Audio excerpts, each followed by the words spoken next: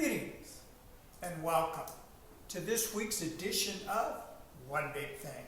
Kurt Goulding here, and today's One Big Thing is, where the heck is the 6 million acres the government lost in last week's report?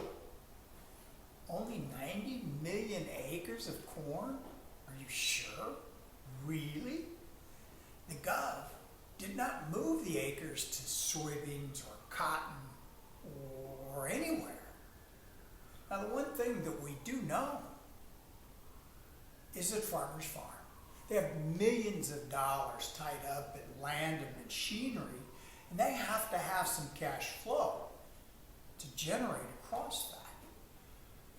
So we'll see what happens to that land. The only time they don't farm is when it floods out or freezes out. And as we look at price action, we got an immediate rally from the funds coming in and going, oh my, on their shorts on Thursday. Then on Friday, Monday, Tuesday, the market gave back almost all the rally. Guess what? There's no underlying new demand to confirm the need for higher prices. Here's some things to consider. The U.S. confirms they have an avian flu issue. The largest egg producer in the country shut down one of their farms in Texas, as well as they called 3.4% of their total U.S. layer flock. Now those are the first guys. We'll see if anybody else shows up with a problem. And it's been confirmed that the flu has transferred to some dairy cows in Texas, Kansas, Michigan, and potentially a few other states. It's not widespread. It's a onesie-twosie type thing. Cattle are getting isolated. It's nothing to really get worried about, at least at this point.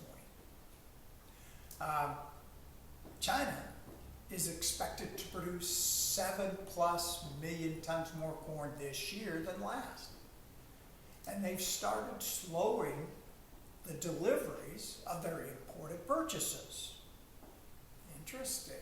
And they're already starting with larger inventories on stock. Now, Mr. Xi met with a group of 20 U.S. companies last week at China's annual China Development Forum. He was making nice, sort of, as best as he can. Says things will never go back to the way they were, but certainly a brighter future is possible. China plans to continue building a first-class business environment, so says Mr. Xi.